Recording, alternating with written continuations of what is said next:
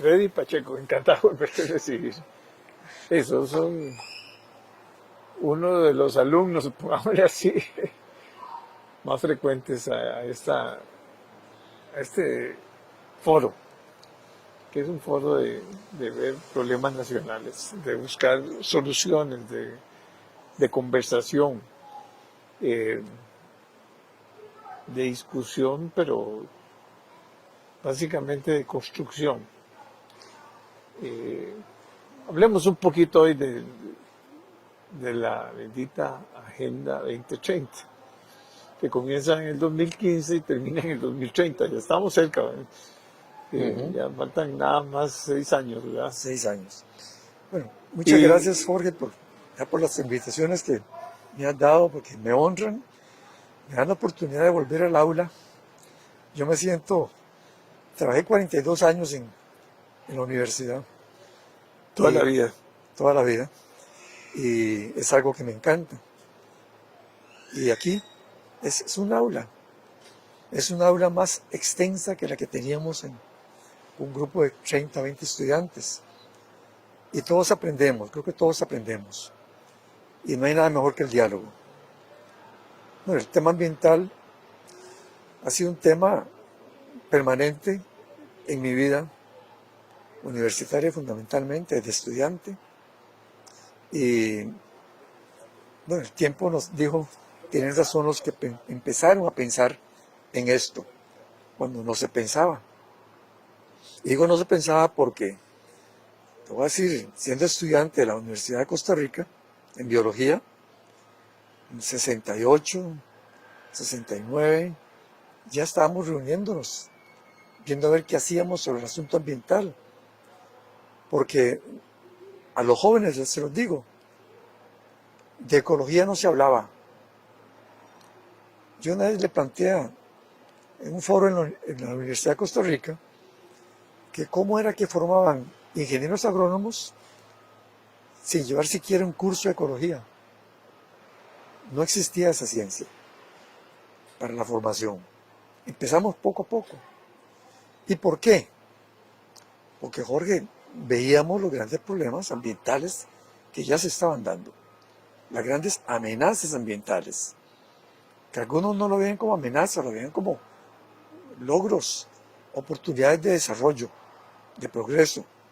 Por ejemplo, un oleoducto interoceánico. Y parece muy bien. Se paga por cada barril de petróleo que pasaba por ahí, supuestamente.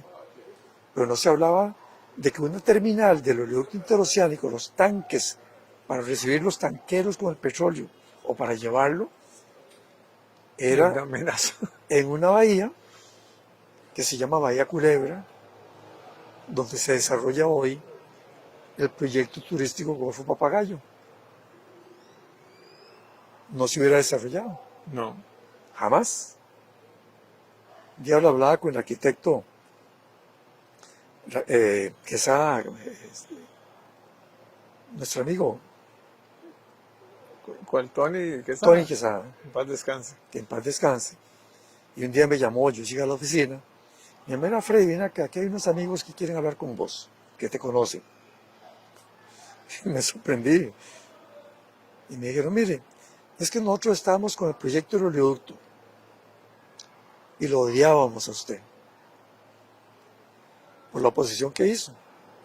Y ahora estamos con los proyectos turísticos vinculados incluso con Papagayo y otros más. Y le agradecemos su lucha, porque no estaríamos en estos proyectos de Costa Rica tan importantes si se hubiera seguido ese modelo que se proponía. Bueno, Yo, hasta que me sentí, yo fui uno de los directores iniciales de acuerdo, de Papagayo. claro. Recuerdo muy bien a todos los actores ¿Sí? importantes. Cuando se El pidieron, arquitecto Javier Bolaño, por Javier ejemplo, Bolaños, cuan- un gran claro, arquitecto. cuando se adelanta el tiempo y dice, cada proyecto tiene que tener un estudio de impacto ambiental. ¿Y acaso en Costa Rica existían para proyectos turísticos? Solo para proyectos de minería. Cuando Luigi Scavetta, en Costa Esmeralda, hace su primer proyecto, presenta el estudio de impacto ambiental, contrató a una gente. Papagayo lo tramitó, fue a una oficina que tenía el MINAE, el MIRENEM de entonces, de estudio de impacto ambiental, la COPEIA.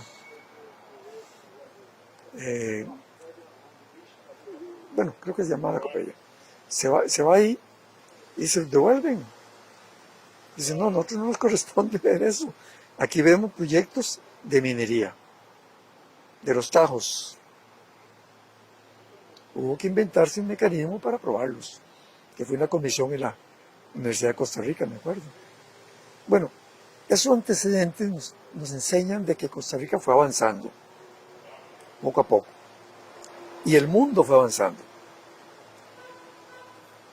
Cuando el mundo... Y hubo gente muy visionaria en protección de los bosques, ¿verdad? Claro, Porque si no, no tendríamos las áreas de protección y ni tendríamos la riqueza biológica que tenemos y toda la riqueza que tenemos, yo me acuerdo que es parte del activo más importante para el turismo.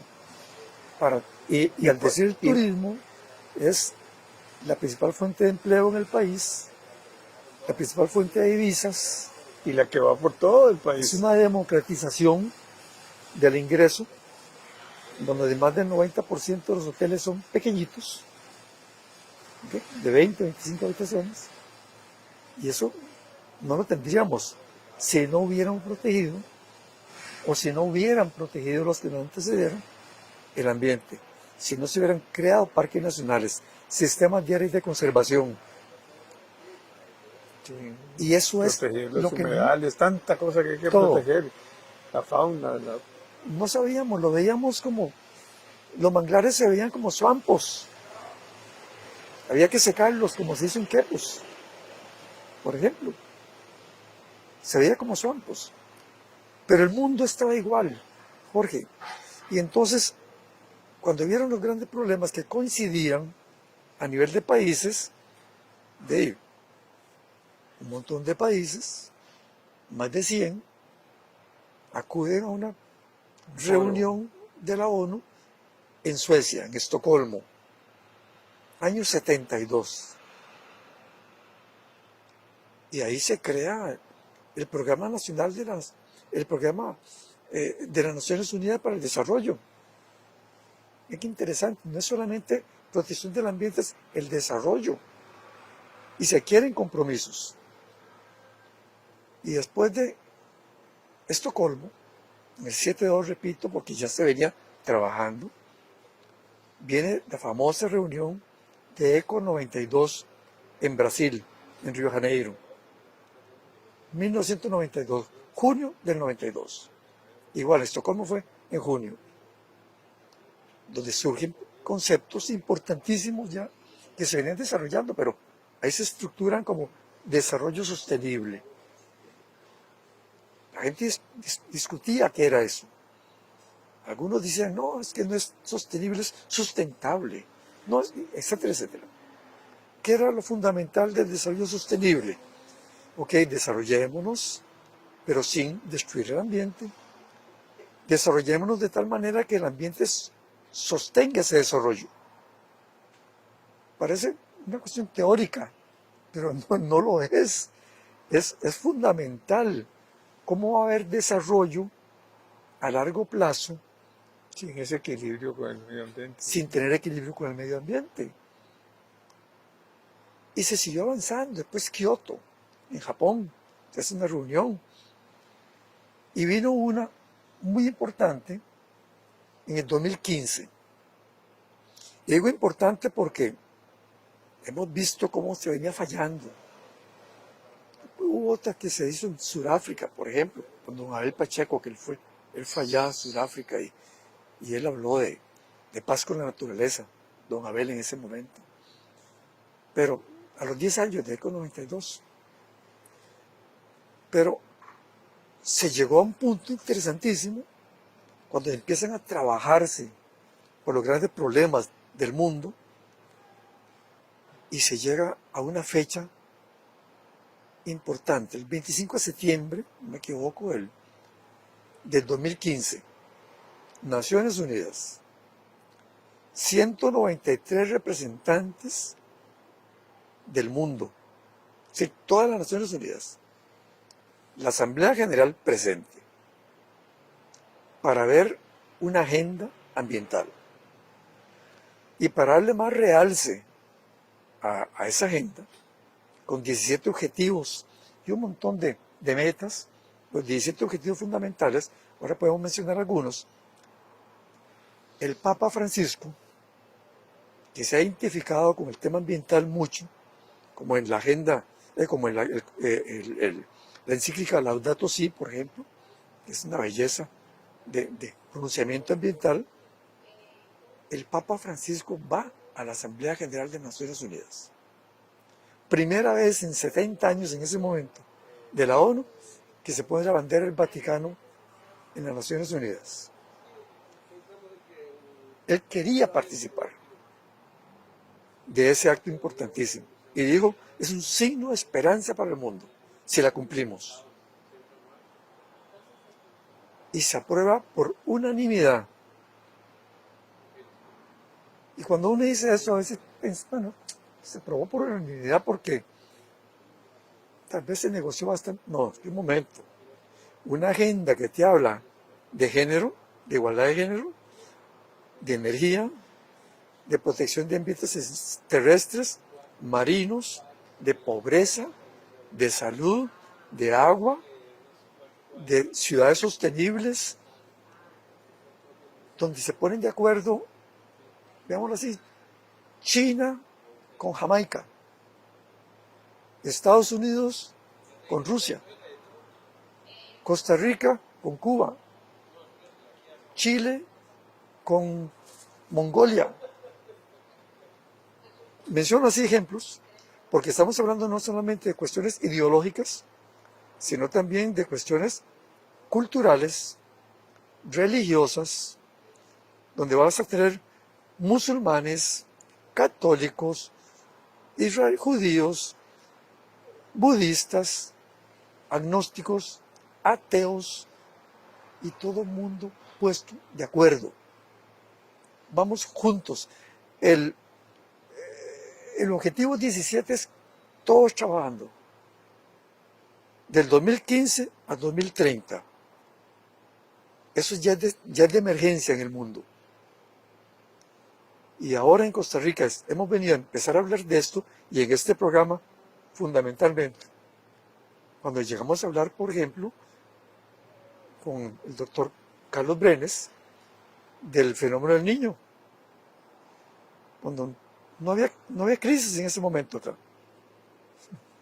Y en ese aquí mismo, bajo este árbol bellísimo, se dijo, estamos atrasados, no tenemos respuestas, nos van a coger sin tener una respuesta adecuada. Y como una predicción, inmediatamente, sequías, falta de agua, quemas en Guanacaste, una crisis ambiental en Costa Rica que no se había visto nunca. Y los que se vuelven extremos, ¿verdad? Y cada vez más fuertes, ¿verdad? Los Claro. aguaceros más fuertes, las sequías más largas. Y es lo que Carlos nos dijo en ese momento. Sí. Dice, es que no hacemos nada.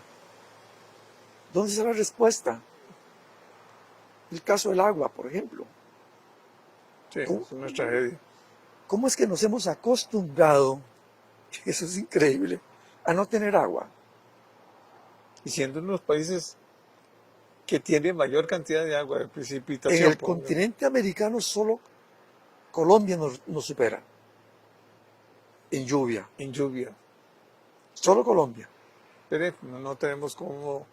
no nos importan los ríos, Sí. botamos la basura la echamos al río. Y el agua potable Y el agua potable se desperdicia. se va hasta el mar. Sí. Se va hasta el mar. El caso es Guanacaste, Agua más para triste, que tenemos ahí la posibilidad de usar agua del Arenal.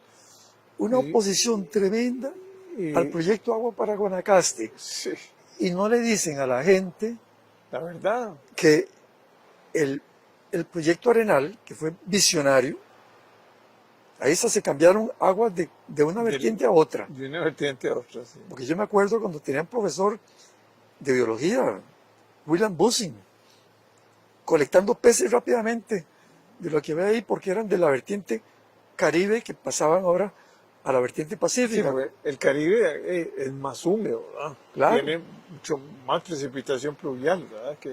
Pero se hizo ese lago artificial, Que es la reserva. ¿sí? Genera electricidad en 3 plantas de Lice y después, amigos, millones de litros de agua dulce van a caer a la desembocadura del río Tempisque para que se vayan al Golfo de Nicoya.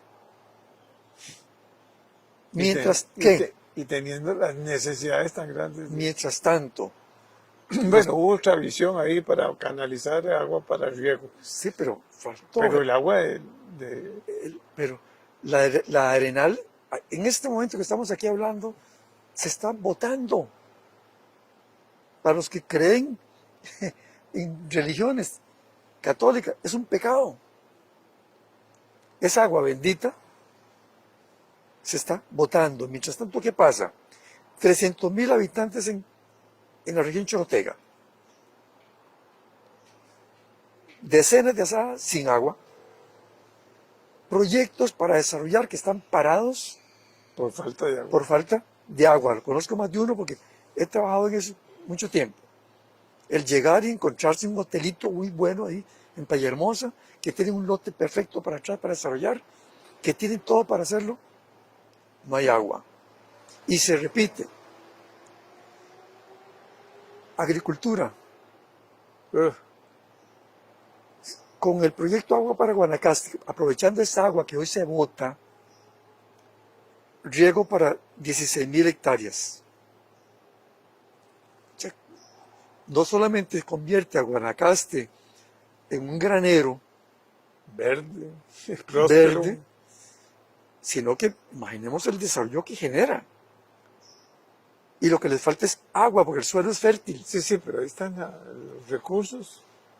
Y esto llevamos, no sé, ya decenas de años de nada más. No está en la agenda la prioridad. No. Y hubo oposición desde grupos ambientalistas o que se dicen ambientalistas, Sí. como una gente ahí conocida en Guanacaste, hasta... De apellidos muy raros. Sí, que no es ni costarricense, hasta grupos de derecha. Acciones en la sala cuarta. Una acción en la sala cuarta, por ejemplo, es que se inunda la reserva Barbudal. Ok, bueno, me fui a investigar. La reserva Barbudal mide más de 2.000 hectáreas. Se inundarían, si se hace el embalse en el río Piedras, 123 hectáreas. Yo calculé una vez el 4,9% de la reserva, que hay que protegerla. Estoy totalmente de acuerdo. Pero ¿qué se hizo además muy responsablemente?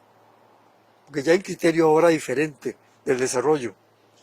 Esas 100 y pico hectáreas las vamos a sustituir por 500 hectáreas.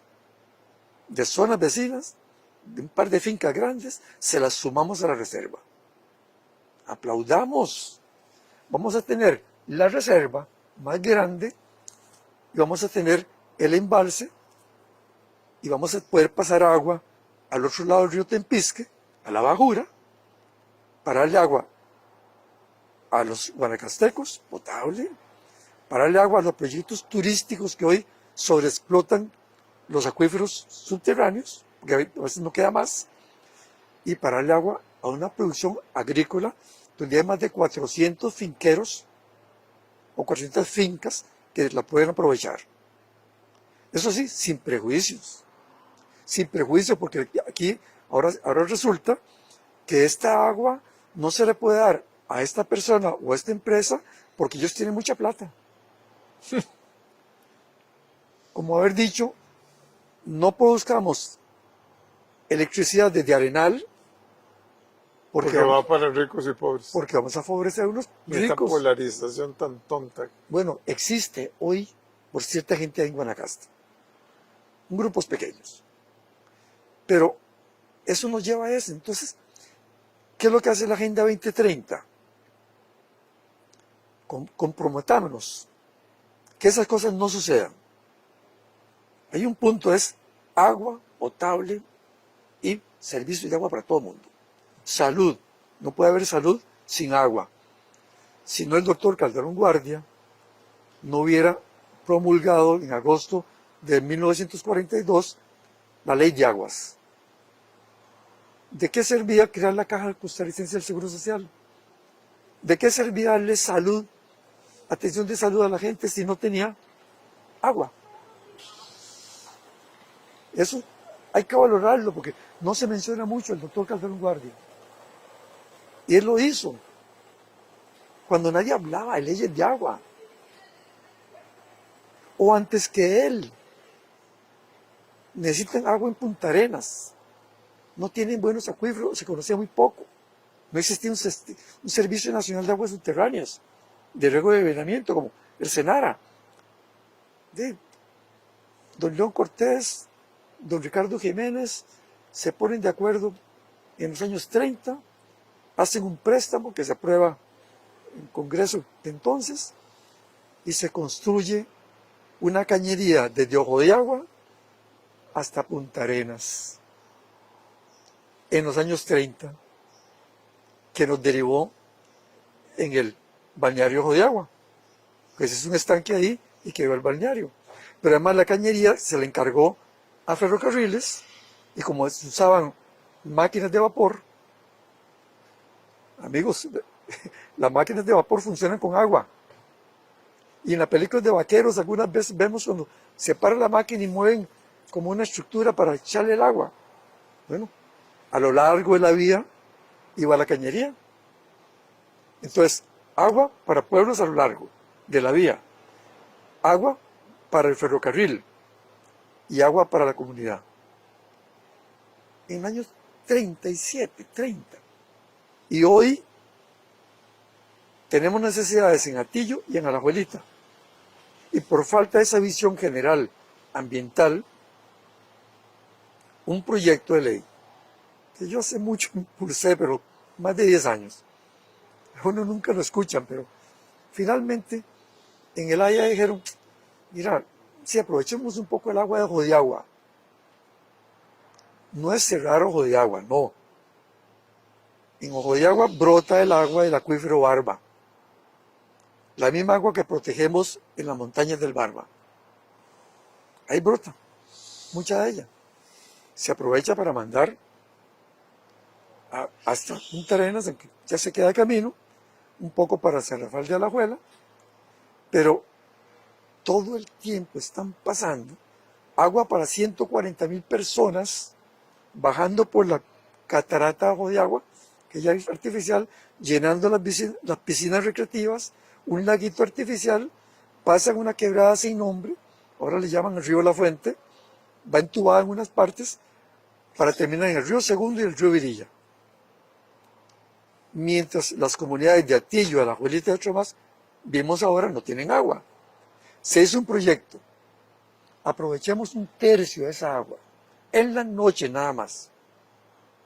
No hagamos una cañería de 80 y pico kilómetros hasta Punta Arenas, no, una de 1 kilómetro 400 metros hasta Puente Mulas, está a la par. Y ya ahí, a la red, y que le dé agua a Atillo y a Alajuelita y a... Cuando se iba a hacer, a inicios de este gobierno, hubo una pequeña protesta de una gente en Belén, y el presidente ejecutivo de la IA, obviamente de acuerdo con el presidente, no se quisieron comer la bronca de esa pequeña protesta y archivaron el proyecto. Ya en trámite en Setena. Ahora que se vino el problema muy serio, injustificable, de falta de agua en Atillo, yo se lo recordé a alguna gente de Atillo. El agua de ustedes se está botando hoy en Ojo de Agua. por un proyecto que es cualquiera lo puede hacer, hasta un estudiante de hidrología, un ingeniero empezando. No es la gran obra de los años 30 que don Ricardo Jiménez y don León Cortés ni la pensaron dos veces, hay que hacerla y se acabó, y se hizo. Y si ustedes van a Jodiagua, vayan, vean, suban al ojo y ven dónde parte la cañería, que va a Punta Arenas. Ahí está la plaquita, ahí está la cañería. Y nosotros todavía no tomamos decisiones. ¿No? Y entonces, ¿qué pasa? Bueno, se aprueba la Agenda 2030. 17 objetivos de desarrollo sostenible, un montón de metas, y Costa Rica, un año después, en 2016, fue el primer país del mundo que la acogió formalmente. Estaba Luis Guillermo Solís. Pero no solo fue Luis Guillermo, estuvo el presidente de la Corte Suprema de Justicia, estaba el presidente de la Asamblea Legislativa, estaba hasta el presidente del Tribunal Supremo de Elecciones, representantes solidaristas, cooperativas, ONGs, en un solo acto, aplaudiendo el objetivo, creando la comisión, emitiéndose el decreto, porque no era un convenio internacional, no tenía que ir a la Asamblea Legislativa. La aprobamos, pero como que después nos olvidamos, porque ahora que hay gente que se opone, se habla de ello. ¿Y por qué se oponen? Yo quiero referirme a este punto específico. Dentro de la Agenda 2030 se habla de ciudades sostenibles. ¿Qué más queremos? Es que no hay un solo punto en contra. No. Y entonces nos habla de las vías, del transporte, del agua, de la distribución de los terrenos, de las distancias que hay que recorrer. Pues uno espera vivir en un lugar donde no tenga que ir 2 horas para ir a un supermercado. Llego 2 horas por las presas que hay ahora. Y yo vivo en un lugar donde yo camino 1,5 kilómetros para ir al supermercado. Porque todavía es rural la zona. Pero ese objetivo, entonces, ¿cuál es el mecanismo que ha tenido Costa Rica desde los años 50? Que no es de ahora. Los planes reguladores.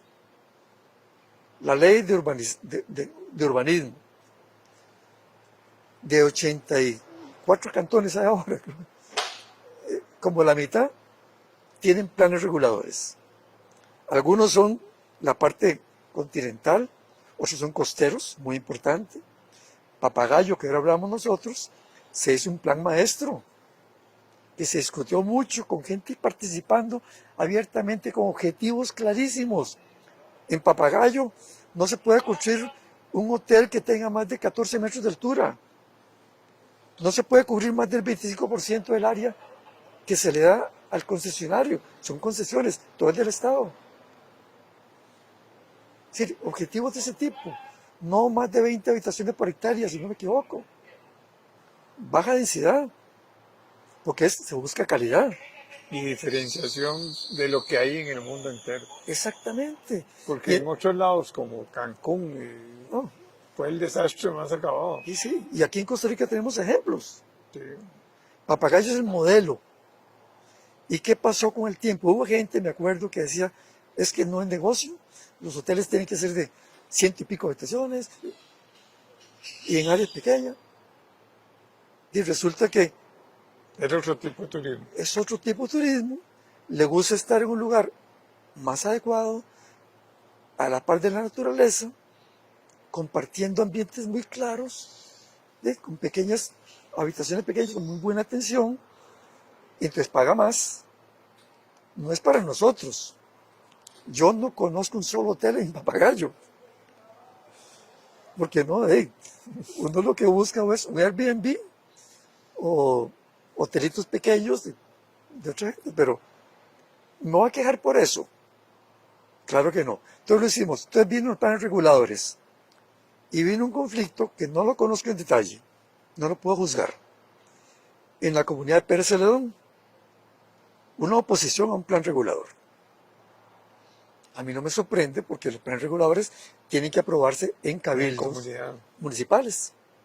Ok, a veces se convocan bien, a veces mal, pero el plan existe. Esos no son nuevos, no son derivados de la Agenda 2030.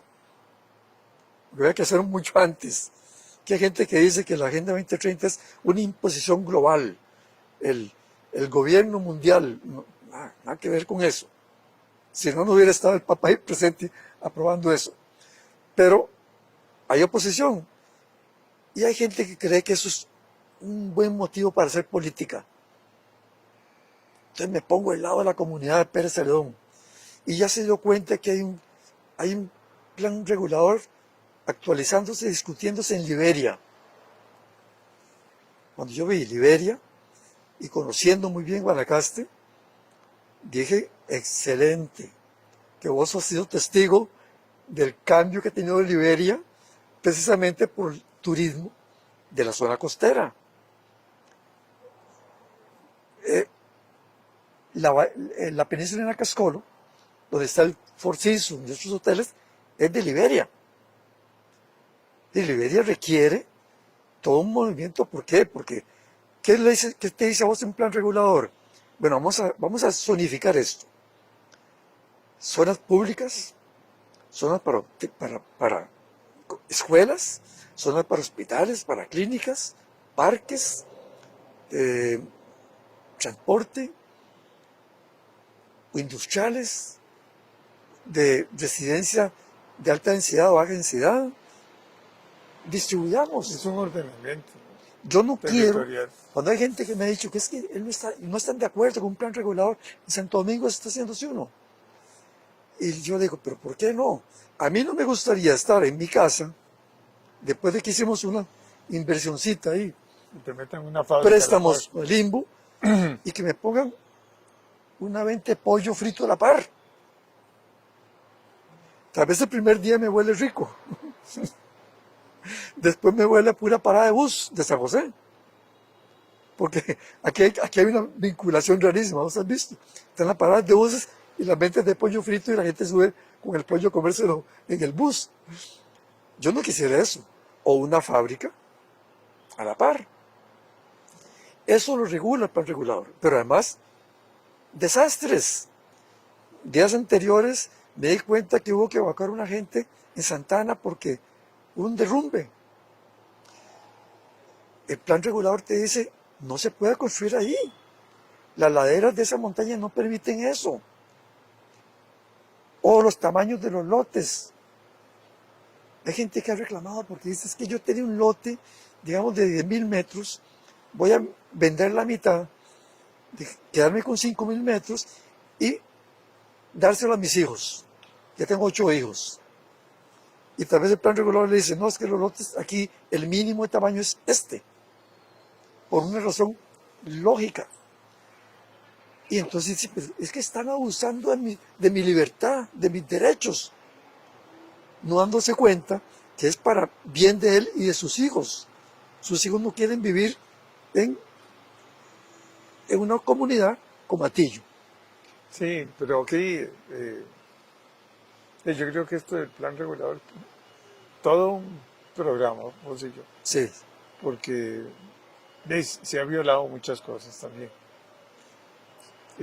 Pero bueno, la Agenda 2030, como muy bien lo explicás, yo he traído 2 o 3 expositores que están en contra, lógicamente, algunos, ¿verdad? Pero la mayoría de la gente no la ha leído y no la comprende. Hablan solo de un punto de la agenda nada más. Problema de igualdad de género. igualdad de género. Ese es como un tabú ahí, y entonces ahí es donde creo yo que es donde más le ha salido roncha, digamos, Sí. al proyecto. Y este tema, fíjate, igualdad de género, lo que plantea la Agenda 2030 es una realidad. Igualdad de oportunidades. Y lo dice así, igualdad de género para no discriminar contra las mujeres y los niños y las niñas, porque aquí hay grandes diferencias. Aquí y en el mundo, la mujer trabaja más y se le paga menos, o no se le paga. No se reconoce el trabajo de la mujer en la casa, por ejemplo. No se reconoce. Y entonces se favorece en cierta manera, se discrimina contra ellas a favor del hombre. Bueno, la Agenda 2030 dice, aquí tiene que haber igualdad de género. ¿Por qué vamos a aceptar nosotros que nuestras hijas, nietas, hermanas tengan que ser discriminadas en sus trabajos? ¿Por qué se ha tenido que ir imponiéndose en la política nacional el tener que tener igualdad de género en la Asamblea Legislativa, en las municipalidades? ¿Por qué? Si antes en Costa Rica las mujeres ni siquiera votaban. Hasta el año 53, amigos jóvenes, se le dio el voto a la mujer en Costa Rica. No votaban. Por ello guardo la cédula de mi abuelita, que Dios goce, cuando ella votó por primera vez. Y después resulta que no solo votaron, sino que se dijo no, pero tienen que ser electas. Y antes veíamos a una mujer como candidata. No, ahora hay mayoría de mujeres en la Asamblea Legislativa. Bueno, pero recordemos cuando una mujer brillante, no voy a hacer el nombre para no caer en los problemas de esto, pero iba a ser presidente de la Asamblea Legislativa y se le quitó el voto porque era mujer, Sí. porque era incómoda. Y Ya teníamos una presidenta en Costa Rica, una presidenta en México. Claro. Bueno, La tuvimos en Chile, tuvimos en Chile, Brasil. Es que ya no se ve raro. No. Pero hubo un tiempo que jamás una reunión de presidentes era solo hombres. Y ahora México, ese gran país. Y machista. Y machista. Aprendamos. En deporte, cómo veíamos las selecciones femeninas en Costa Rica, los equipos femeninos de fútbol, con un desprecio absoluto, total. Nadie machas, dice. De todos les decían. Y ahora admiramos el fútbol de ellas. Entonces la mujer tiene que empoderarse. Todavía le falta mucho. Cuando se habla de femicidios, bueno, aquí mueren mucho más mujeres por sus parejas que hombres, por supuesto. Pero, ¿por qué no más bien revisar eso y decir, mira, tienen razón, hagamos algo por esto? Yo invito a los que han venido repitiendo en contra de la Agenda 2030, con todo respeto lo hago, léanla. Está a disposición en redes sociales. Revísenla. Lo que no les parece, díganlo. Pero léanla. Y después, estoy seguro que se unen para llevarla hacia adelante. Nos quedan solo 6 años en Costa Rica. No se ha hecho mayor cosa. El tema ambiental aquí ya no vale mucho a nivel gubernamental. Y vemos que estamos retrocediendo. Costa Rica pudo duplicar el área forestal. ¿Por qué? ¿Y por qué duplicarla? Porque del año 70 más o menos al 85 tuvimos la tasa de deforestación más alta del mundo en Costa Rica. Tenemos grandes problemas que enfrentar. El demográfico. La población va para abajo. Vamos a depender seguramente o de incentivos que se den para que la gente tenga hijos. Como incentivo, no es pagarle por cada hijo, sino, bueno, algún incentivo donde no paguen impuestos o algo que ustedes, familias incorporadas, pueden tener, bueno, tal vez una vivienda con mejores facilidades, lo que sea. Hay varios proyectos en el mundo. Algunos han renunciado ya. Ya Corea del Sur dice, ¿qué vamos a hacer? Ya Japón no saben qué hacer. Y en Costa Rica se está viviendo la crisis hoy de las pensiones del Seguro Social, cuando no hemos llegado todavía al momento de la gran crisis que venga, cuando vamos a tener 1.200.000 adultos mayores jubilados y los jóvenes no tienen la manera de sostener ese adulto mayor. A esa masa. ¿No? Porque no tenemos población, va disminuyendo. Yo he leído en estos días, es que hay que considerar los aumentos de población que vienen. ¿Cuáles? Ojalá tuviéramos que decirles que, mira, vamos a tener 1 millón más en año y medio o en 2 años. Al revés, nos vamos muriendo los viejos y la tasa de reposición es muy baja. Ya no hay una pirámide de población, sino es casi que un rombo que se va moviendo hacia arriba. Entonces, Bueno, Freddy, aquí podemos pasar toda la... sí, porque siempre es muy interesante conversar con vos. Te invito la otra semana, porque para partir un poco todo este tema de la Agenda 2030, que es muy amplio. Muchas gracias. muchísimas gracias, Jorge. Y esta oportunidad, te digo, la valoro mucho porque tenemos poca oportunidad de hablar, de dialogar. Aquí no estamos imponiendo ni discutiendo. Eso es lo que me encanta del programa. Aquí se dialoga. Se dialoga. Puede que vos no estés de acuerdo con todo lo que los invitados estamos diciendo, pero bueno, exponga. El sistema democrático es así. Y aquí se comunica. Gracias.